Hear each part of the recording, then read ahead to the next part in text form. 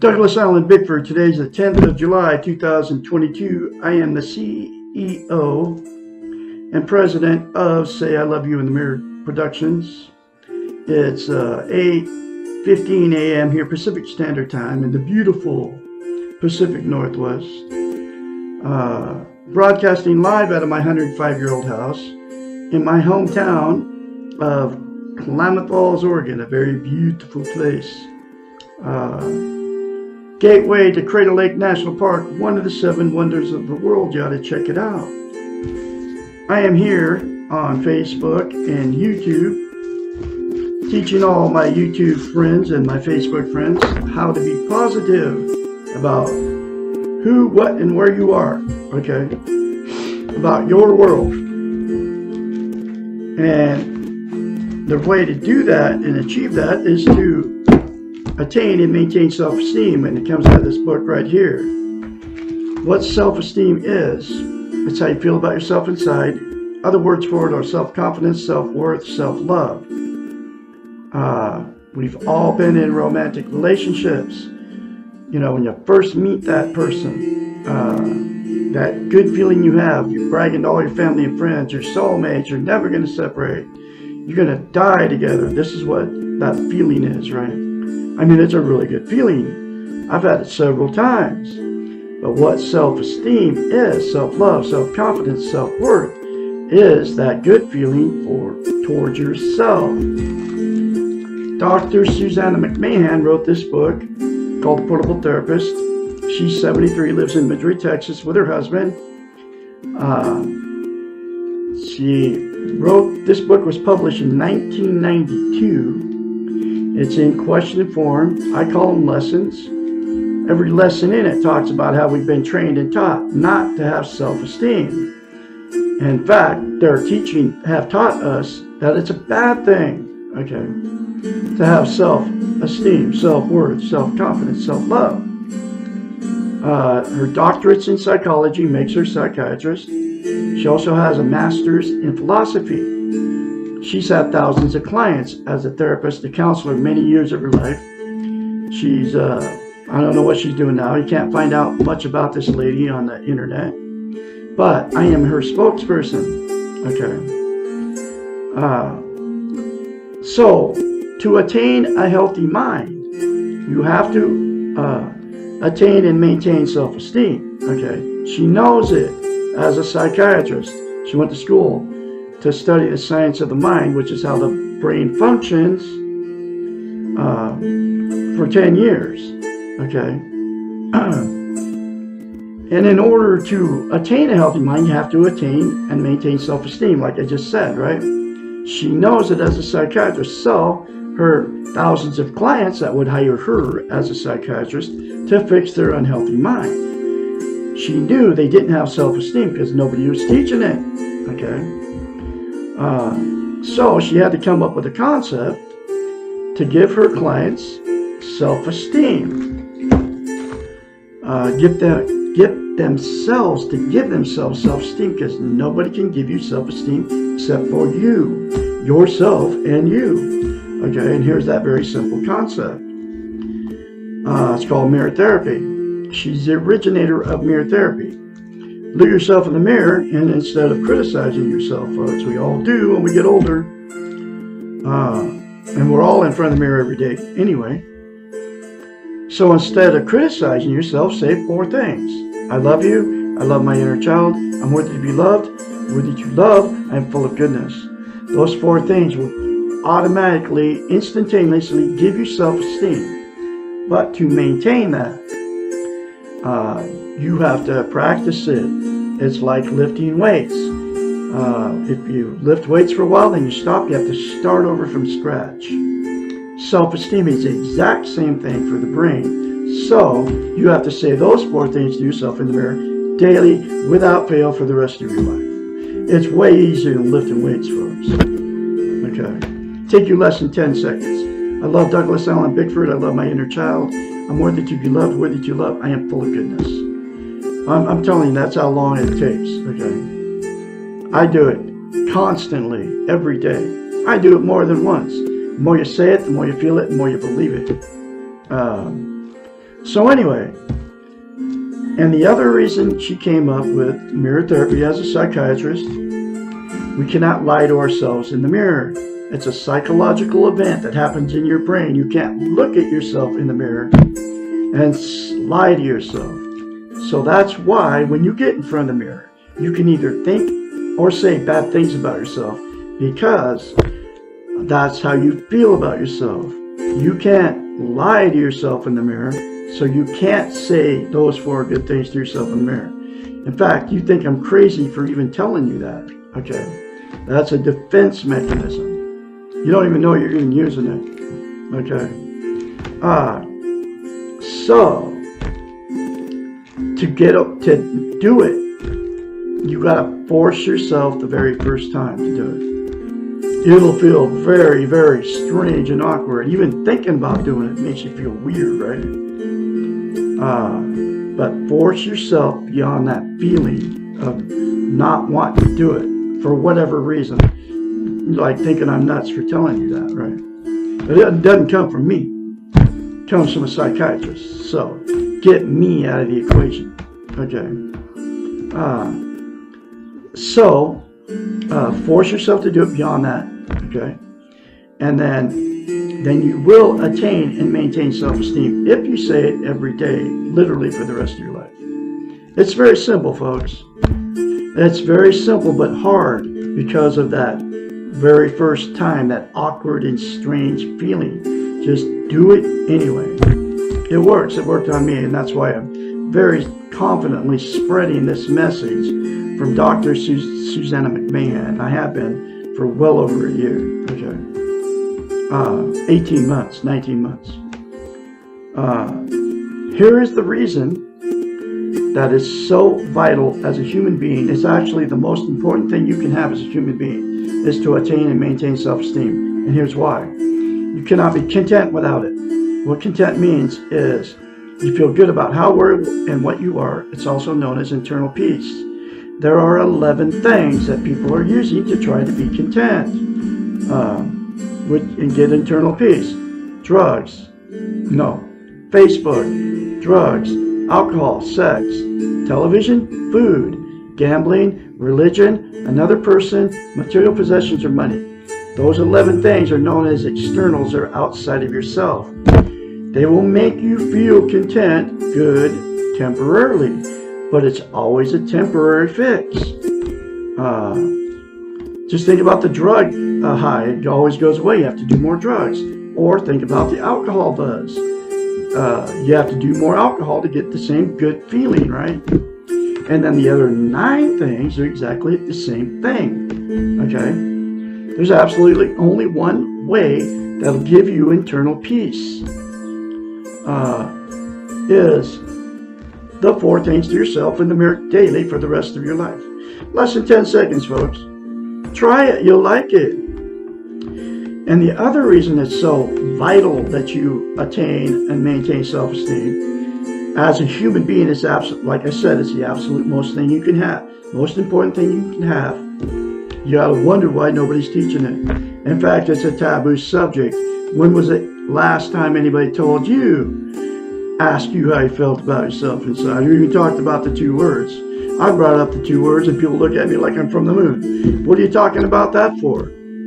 Then I've told people to say I love you in the mirror, and whoa, they think I'm on crack or something. I am so squeaky clean because I have self-esteem now. I don't even do caffeine anymore, which is a drug. Okay. So anyway, so you use those 11 things, and it's always a temporary fix. And the absolute only thing is, like I said, is going to give you internal peace, which is attain and maintain self-esteem. Sorry, I lost my train of thought here. The other reason it's so vital that you have it, you can't love without it, and you can't be loved. And so what happens is you'll attract somebody without self-esteem. That's the way it works. You don't have it, you get somebody that doesn't have it. So then after the good feeling goes away, whether you marry them or don't marry them, after that good feeling goes away, the relationship becomes toxic. The fights, the arguments, the cheating on each other, the drug and alcohol use, going to all your family and friends and telling everybody how terrible these people are. So you both people do the same thing, right?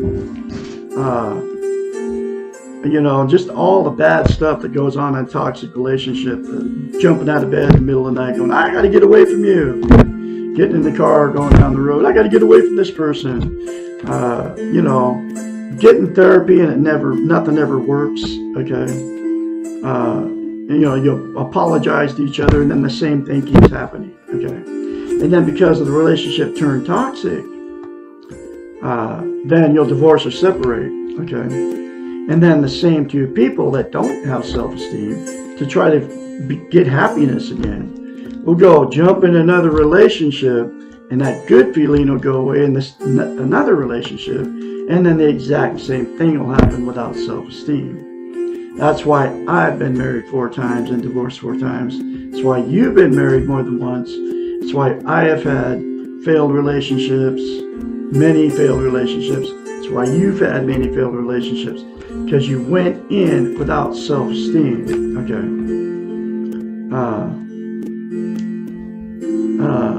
Then the next thing that will happen, two that got together with no self-esteem, you'll stay together in that relationship forever. There's a lot of people doing that too. And then the reason you won't leave it is because you don't want to be a failure. You can't be alone. You're being codependent on each other for whatever reason. You don't want to be an embarrassment to all your family and friends. You have nowhere to go, okay? So you stay in it forever. And then, you know, even both people know it's all bad and everything. You know, little innuendos, you know, the joking about how terrible these people are, but you're really seriously serious underneath that. You know, you really they don't like each other anymore, okay? So they stay in it forever, and then at that moment, people that stay in these toxic relationships for years, right, becomes a dysfunctional family. You know, and then all the emotional, physical, and sexual abuse from those two gets swept under the rug by all the children, and then dysfunctional families produce more dysfunctional families down the line, and then all the emotional, sexual abuse in the next one in the line. Dysfunctional family gets all swept under the rug, and the cycle continues. There's absolutely only one way to get out of a dysfunctional family, and that's for all participants to attain and maintain self-esteem and get this book and go through the many concepts that will fix your unhealthy minds, okay, and give you self-esteem, so you can get out of a dysfunctional family if you're in one, or fix a dysfunctional family, and then the cycle will stop. And then the very last thing that'll happen is the two that have been in many failed relationships or marriages will just say, boom, I'm done. I am not going to ever be in another relationship again because I can't find anybody to love me, and I can't find anybody to love. So they'll just be alone for the rest of their lives. There's a lot of people doing that too. And then they'll use the 11 things to try to be content, because you cannot be content without self-esteem. So the good news is, in my style of teaching, I'm a self-taught therapist. I'm actually a self-taught psychiatrist from her, okay? I don't have the degree like she does, but she has all the knowledge in this book of a psychiatrist. I am like a relationship expert now. And so the good news is, all right, if all parties involved in a toxic relationship, or the people all alone out there, got this book, number 1 said 4 things to yourself in the mirror daily without fail, and then get this book and do the many other concepts in this book that will give you a healthy mind, and fix your toxic relationship, fix the lonely person out there using the 11 things to try to be happy, right? Be content. It will fix all that, okay? But all the parties involved have to do it and say the 4 things to themselves in the mirror daily for the rest of their lives. If one of the people don't want to change in the toxic relationship, then it'll give the other person that wants to change strength to get away and get out. Okay. So anyway, that's what happens in relationships without self-esteem. I am going through this, her book, one lesson at a time. Here's that next lesson.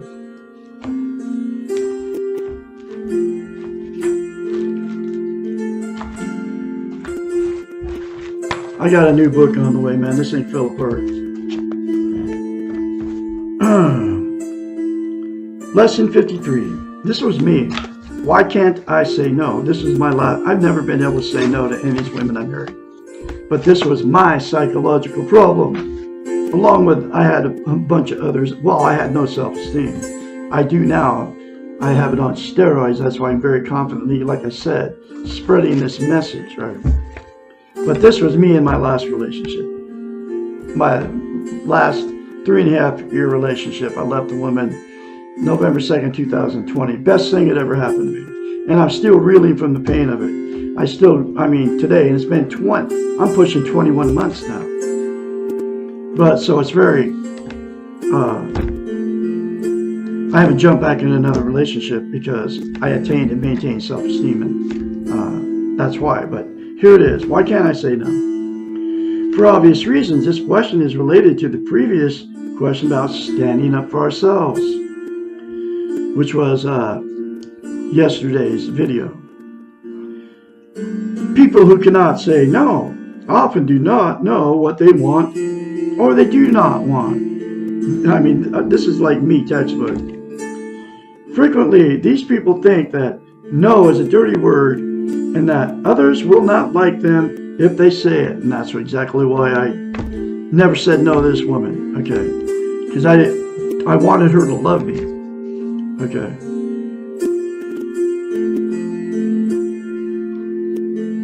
Being able to say no clearly and to mean it are indicators of respecting the self. I had no respect for myself at all. Doing this means that we are able to take care of our own needs. Not being able to say no frequently means that we do not know what we do not want, and we also do not know what we do want.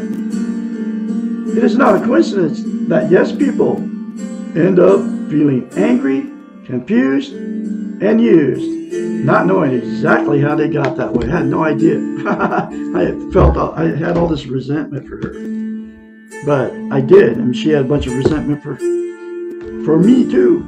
She didn't have self-esteem either.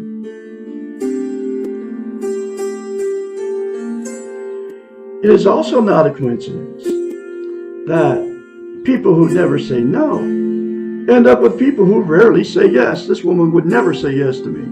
I always would never say no to her. She never said yes to me. It was always what she wanted, okay? And I could never say no.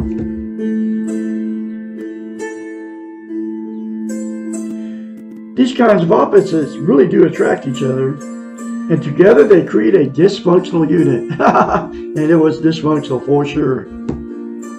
Not no more. I'm free and clear of a toxic relationship. I'll never be in another one. Not being able to say no means that we do not trust ourselves. We do not trust that we have rights and needs. It means that we have become concerned with what other people want and need than we have with ourselves. People who cannot say no are dancing in other people's heads. This means they are trying to figure out how to take care of others, and in order to do so, they have to try to figure out what motivates the other person. They are trying to passively coerce the other person into taking care of them. This sounds like manipulation, and it is. I was doing this, I didn't even know I was even doing it. By never saying no to anyone else's demands or needs, we are expecting them to never say no to our own demands and needs. Furthermore, we are expecting them to dance in our heads and to know what we want and need even when we do not. The fact of the matter is that no one can really be in someone else's head. There's only room for one person per head, and that is the person who owns the head. Doesn't that make sense? That's why this book, man, makes so much sense.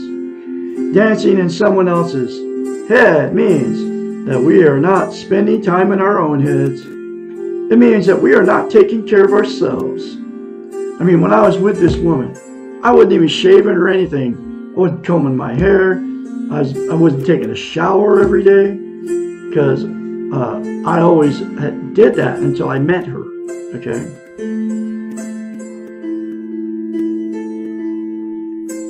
This also means that we cannot know what we need and want. Dance in your own head. Say no when you think you do not want to do what is asked of you. Only say yes to someone else when you are sure you are giving a clean gift, a gift with no strings attached. This means that you really want to do what is asked or expected of you, and that you expect nothing back in return. Does this sound selfish? Good, it is. Does this sound self-centered? Only if you do not ever want to do anything for anyone else, but you expect them to do everything for you. People who cannot say no are generally very nice people who are trying to be good. And that was me. I was trying to be good. I was trying to make the relationship work. These people tend to be confused being nice with being good. They really do want to be genuinely helpful. And they do not understand why their system produces so much anger and resentment. She thought I was weak because I would never say no. It was like a big game to her. Once again, the solution lies in faulty training. There's another paradox here, and that is people who can never say no are not usually respected by others. She didn't respect me one bit. Either did her brother that lived on my property. And then her mother moved in.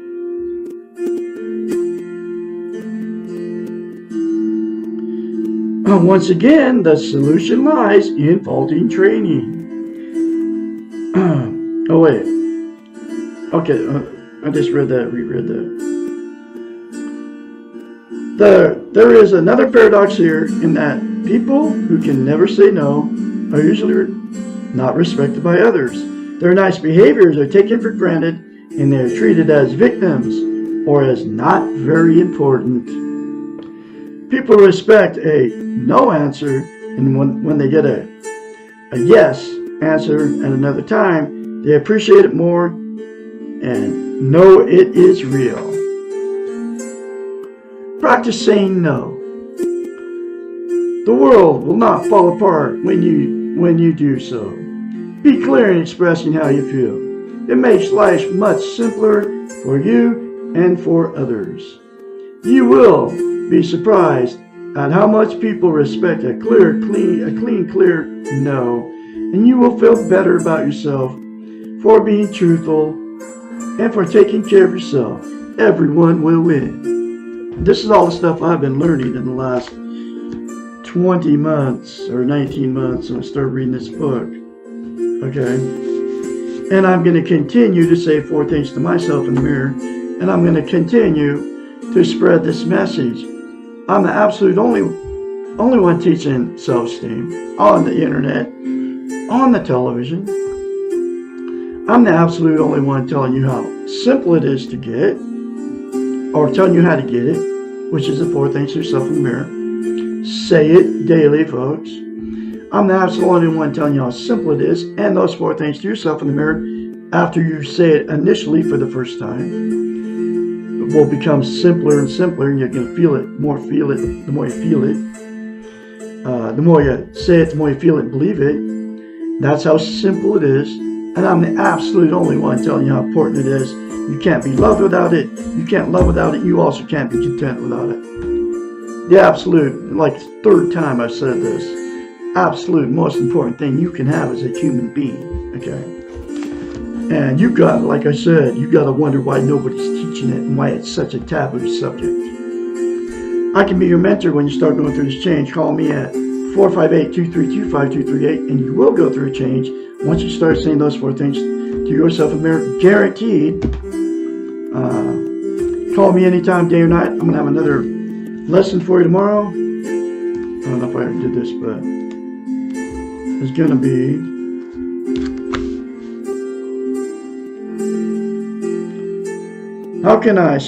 lesson 54. How can I stop abusing alcohol, drugs, food, sex, and others? Myself, and we will be talking about that tomorrow. Y'all have a great day out there on this Sunday. Go out for breakfast or something. Treat yourself to something fun. I'll talk to you later.